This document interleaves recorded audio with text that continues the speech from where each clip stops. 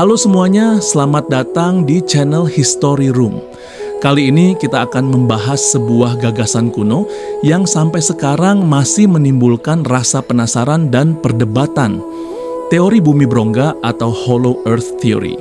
Bayangkan jika planet yang kita tinggali ini tidak padat seperti yang diajarkan dalam buku pelajaran, melainkan memiliki ruang luas di bagian dalamnya. Bahkan mungkin dihuni oleh makhluk hidup, peradaban tersembunyi, atau matahari mini di pusatnya. Sekilas, ide ini terdengar seperti kisah fiksi ilmiah.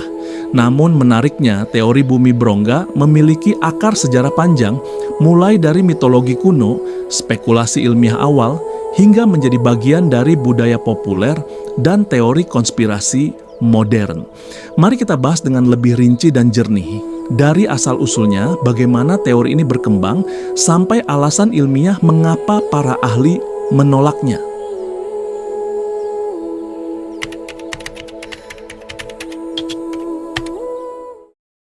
Sebelum teori ini muncul dalam bentuk ilmiah, gagasan tentang dunia di bawah tanah sudah lama hadir dalam berbagai kebudayaan di dunia. Dalam mitologi Yunani terdapat kisah Hades, dunia bawah tempat roh-roh tinggal, yang diyakini bisa diakses melalui gua-gua tertentu seperti di Tainaron atau Troezen. Suku Trakia dan Dacia percaya bahwa dewa mereka Zalmoxis hidup di dalam gua suci yang menjadi gerbang menuju dunia lain. Di Asia Selatan, konsep serupa muncul dalam mitologi Hindu melalui istilah Patala, dunia bawah tanah yang dihuni oleh makhluk naga dan roh kuat. Dalam epos Ramayana versi Bengali dikisahkan Rama dan Laksmana pernah dibawa ke dunia bawah itu oleh raja bernama Ahiravan sebelum akhirnya diselamatkan oleh Hanuman. Sementara itu di Amerika, suku Mandan dan Hopi memiliki legenda bahwa leluhur mereka berasal dari gua di bawah permukaan bumi dan suatu saat akan kembali ke sana. Di Amerika Selatan, bangsa Inca percaya bahwa nenek moyang mereka muncul dari gua-gua suci di sekitar Cusco yang dianggap sebagai pintu ke dunia bawah. Kisah-kisah semacam ini menunjukkan satu pola umum. Manusia di berbagai zaman selalu memiliki rasa ingin tahu terhadap kedalaman bumi, mulai dari memandang gua, jurang, dan gunung sebagai sesuatu yang sakral, misterius, dan mungkin menyimpan rahasia asal-usul kehidupan.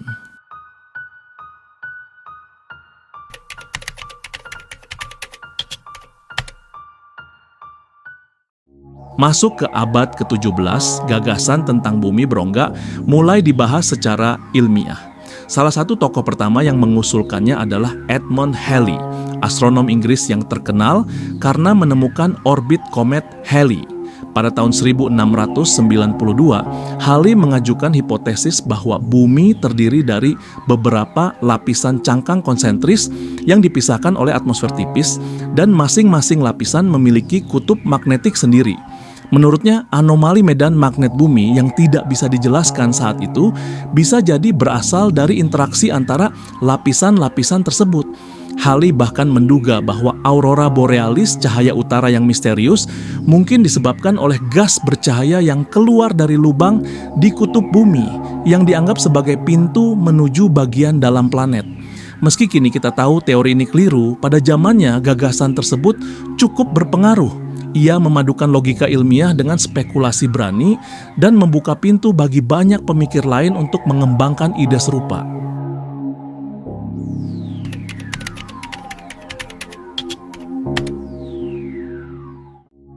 Matematikawan besar Leonhard Euler pada abad ke-18 juga tertarik pada gagasan ini. Ia berpendapat bahwa bumi berongga dan memiliki lubang di kutub utara dan selatan, dengan dunia yang bisa dihuni di bagian dalam.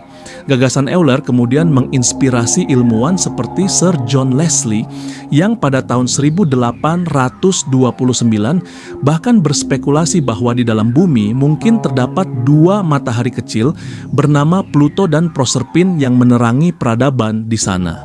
Namun yang paling terkenal adalah John Cliff Simas, seorang perwira angkatan darat Amerika Serikat. Pada tahun 1818, ia menerbitkan selebaran yang menyatakan bahwa bumi adalah cangkang berongga dengan ketebalan sekitar 1.300 km, memiliki bukaan besar di kedua kutub dan berisi beberapa lapisan dunia di dalamnya. Simes sangat meyakini teorinya hingga berusaha mengajukan ekspedisi ke Kutub Utara untuk membuktikannya. Meskipun rencananya tidak pernah terrealisasi, gagasannya sempat menarik perhatian publik. Di kota Hamilton bahkan dibangun monumen khusus untuk mengenangnya.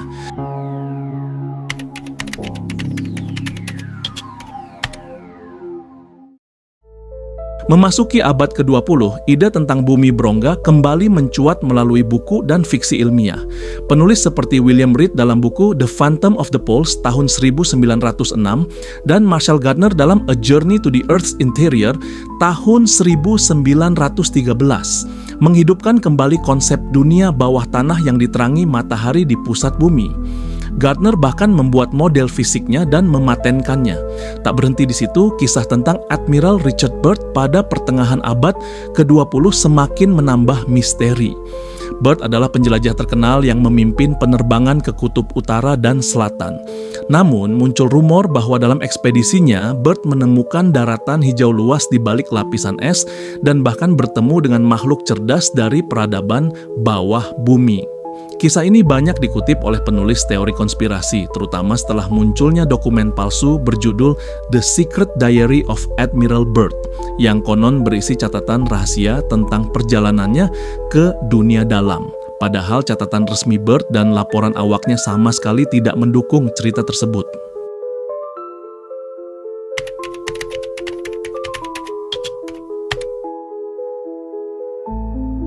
Meski ide bumi berongga menarik secara imajinatif, ilmu pengetahuan modern dengan jelas menunjukkan bahwa teori ini tidak mungkin benar. Pertama, data seismik dari gempa bumi menunjukkan bahwa gelombang getaran yang menjalar melalui bumi memantul dan membelok sesuai dengan perubahan densitas lapisan dalam. Dari sinilah para ahli mengetahui bahwa bumi terdiri dari kerak, mantel padat, inti luar cair, dan inti dalam yang padat. Jika bumi berongga, pola rambatan gelombang seismik akan sangat berbeda dari yang terukur saat ini. Kedua, gravitasi bumi juga menjadi bukti kuat. Eksperimen yang dilakukan oleh Pierre Bouguer dan Charles Hutton pada abad ke-18 menunjukkan bahwa densitas bumi jauh lebih tinggi daripada batu di permukaan, sehingga bumi pasti memiliki inti logam padat. Hasil ini diperkuat oleh percobaan Henry Cavendish tahun 1798 yang menghitung massa bumi secara akurat. Ketiga, dari sisi proses pembentukan planet, teori nebula menyatakan bahwa benda langit terbentuk karena gaya gravitasi yang menarik materi ke pusat, sehingga mustahil terbentuk struktur besar yang berongga di bagian dalam. Jika bumi benar-benar kosong di tengah, struktur tersebut akan runtuh oleh gaya beratnya sendiri.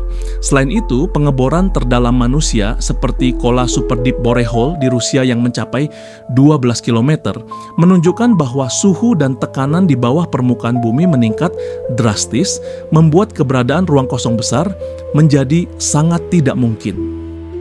Meskipun terbantahkan secara ilmiah, teori bumi berongga tetap menarik perhatian hingga kini. Sebagian orang menganggapnya sebagai metafora spiritual, bukan penjelasan fisik.